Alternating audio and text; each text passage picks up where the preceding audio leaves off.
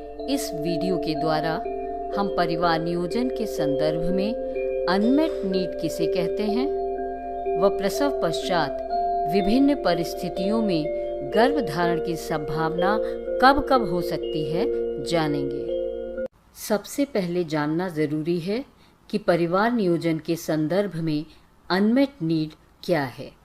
15 से 49 वर्ष की वह महिलाएं जो गर्भधारण करने में सक्षम हैं, यौन रूप से सक्रिय हैं और बच्चों में 2 या 2 से अधिक वर्षों का अंतर रखना चाहती हैं या आगे बिल्कुल बच्चे नहीं चाहती हैं लेकिन किसी भी परिवार नियोजन की विधि का उपयोग नहीं कर रही हैं।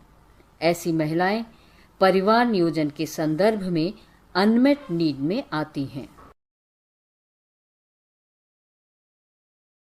अनमेट नीड किसे कहते हैं जानने के बाद हम देखते हैं कि उत्तर प्रदेश के संदर्भ में परिवार नियोजन की अनमेट नीड कितनी है। 2019 में प्रदेश की अनुमानित जनसंख्या 23 करोड़ 41 लाख है, जिनमें से योग्य दंपत्ति यानी 15 से 49 वर्ष के विवाहित जोड़े कुल जनसंख्या का 17% अर्थात 3 करोड़ 98 लाख हैं। 18.1% योग्य दंपत्ति यानी 72 लाख दंपत्ति परिवार नियोजन की अनमेट नीड में हैं। उनको परिवार नियोजन की आवश्यकता है पर किन्हीं कारणवश ये आवश्यकता पूरी नहीं हो पा रही है। कुल अनमेट नीड को भी हम 2 भागों में विभाजित कर सकते हैं, सीमित और अंतराल की अनमेट नीड।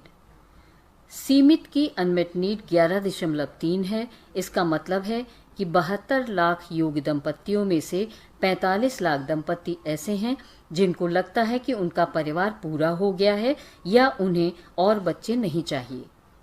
इसी तरह से अंतराल के लिए अनमेट नीड 6.8% है, यानी 72 लाख में से 27 लाख दंपत्ति 2 बच्चों के बीच अंतर रखना चाहते हैं। इसलिए आशा बहनों के माध्यम से हम उनके क्षेत्र के प्रत्येक योग्य दंपत्ति की प्रजनन आवश्यकता को जानें व आवश्यकता की पूर्ति के लिए परामर्श दें। योग्य दंपत्तियों के जीवन चरण के अनुसार भी परिवार नियोजन की आवश्यकताओं में बदलाव देखा जा सकता है। प्रत्येक चरण में हम देख सकते हैं कि परिवार नियोजन की मांग कितनी है और पूर्ति कितनी हो पा रही है। उत्तर प्रदेश में NFHS 4 के अनुसार ऐसी महिलाएं जिनके कोई बच्चा नहीं है, 100 में से 17 महिलाओं को अंतराल की मांग होती है, जबकि पूर्ति केवल 6 महिलाओं की ही हो पाती है। उसी तरह इन्हीं 100 महिलाओं में से सीमित मांग 2 महिलाओं की है, लेकिन पूर्ति 1 ही की हो पाती है। जिन महिलाओं के 1 बच्चा है, उन 100 महिलाओं में से 42 महिलाओं को अंतराल की मांग होती है, लेकिन पूर्ति 22 महिलाओं की ही हो पाती है। इन्हीं महिलाओं में से 12 महिलाओं की सीमित मांग है, परंतु पूर्ति 9 की ही हो पाती है। जिन महिलाओं के 2 बच्चे हैं, उनमें भी अंतराल की मांग 15 महिलाओं की है, पर पूर्ति केवल 7 महिलाओं की हो पाती है। इन्हीं महिलाओं में देखें तो 57 महिलाओं की सीमित मांग है, पर पूर्ति 43 महिलाओं की हो पाती है। इसी तरह से 3 या उससे अधिक बच्चे वाली महिलाओं में 100 में से अंतराल की मांग 6 महिलाओं की होती है, जबकि पूर्ति 3 महिलाओं की हो पाती है। इन्हीं महिलाओं में सीमित मांग 68 है, पर पूर्ति 54 महिलाओं की हो जाती है। अगर इन पूरे आंकड़ों को देखें तो पता चलता है कि जिन महिलाओं के कोई बच्चा नहीं है या पहला बच्चा है, उनमें अंतराल की ज्यादा मांग है, परंतु पूर्ति कम हो पा रही है। वहीं 2 या उससे अधिक बच्चे वाली महिलाओं में देखें तो अंतराल की अपेक्षा सीमित मांग ज्यादा है, साथ ही पूर्ति भी हो पा रही है। एक स्वास्थ्य कार्यकर्ता के रूप में हम सब की ये जिम्मेदारी बनती है कि लाभार्थियों की चाहे अंतराल की मांग हो या सीमित मांग हो, दोनों को ही पूरा किया जाए। आंकड़ों के हिसाब से लाभार्थियों की सीमित मांग तो फिर भी पूरी हो रही है, जबकि अंतराल की मांग की पूर्ति नहीं हो पा रही है। जिन महिलाओं के बच्चे नहीं हैं या जिनके 1 बच्चा है, उनको अंतराल की अधिक आवश्यकता होती है। ऐसी महिलाओं में अंतराल की अधिक मांग होती है और ऐसी महिलाओं में बार बार गर्भवती होने के खतरे के साथ साथ मां और बच्चे दोनों को मृत्यु का खतरा भी बढ़ जाता है। ध्यान रखें, परिवार सीमित करने की मांग अंतराल विधियों द्वारा भी पूरी की जा सकती है। अभी तक हमने देखा कि परिवार नियोजन की अनमेट नीड पूरी नहीं हो पाती है, जिसके कारण अनचाहे गर्भ की संभावना बढ़ जाती है। उत्तर प्रदेश में गटमाकर इंस्टीट्यूट की एक रिपोर्ट के अनुसार 51% ही नियोजित गर्भ होते हैं, जिसमें से 42% नियोजित जन्म होते हैं और 9% अपने आप गर्भपात हो जाते हैं।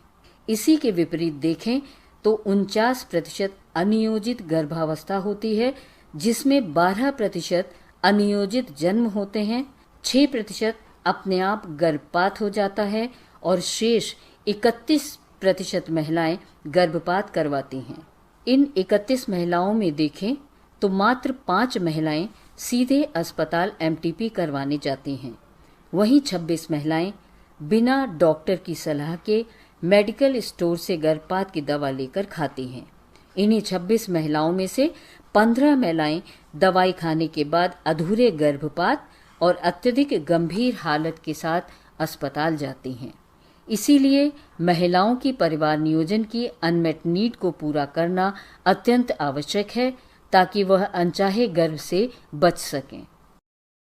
आखिरी स्लाइड में आपने जाना कि अगर महिलाओं की अनमेट नीड पूरी नहीं होती है तो अनचाहे गर्भ की संभावना बढ़ जाती है। इसी तरह आप देखें कि प्रसव के 1 साल तक 74% महिलाओं में परिवार नियोजन साधनों की अनमेट नीड होती है, जबकि हम सिर्फ 6% ही पूरी कर पा रहे हैं। यह समय बहुत महत्वपूर्ण है, क्योंकि प्रसव के बाद गर्भधारण की संभावना अलग अलग परिस्थितियों में वापस आ जाती है, जिसको समझना सेवा प्रदाता के लिए अत्यंत आवश्यक है। क्योंकि क्षेत्र में यह भ्रांति है कि महिला प्रसव के बाद जब तक स्तनपान कराती रहेगी और माहवारी वापस नहीं आएगी, वह गर्भवती नहीं होगी। तो आइए देखते हैं कि प्रसव के बाद विभिन्न परिस्थितियों में गर्भधारण की संभावना कब कब होती है। केवल स्तनपान कराने वाली महिलाएं 6 महीने तक सुरक्षित हैं, अगर वह लैम विधि की तीनों शर्तों का पालन करती हैं। आंशिक रूप से स्तनपान कराने वाली महिलाएं प्रसव के 6 हफ्ते तक ही सुरक्षित हैं। स्तनपान बिल्कुल न कराने वाली महिलाएं प्रसव के 4 हफ्ते बाद तक, और जिन महिलाओं का गर्भपात हुआ है वे गर्भपात के 11 दिन तक ही सुरक्षित हैं। इसलिए जरूरी है कि सेवा प्रदाता महिलाओं को एएनसी से ही परिवार नियोजन के लिए परामर्श करें, ताकि महिला प्रसव के बाद अपनी पसंद का कोई गर्भ निरोधक साधन चुन सके।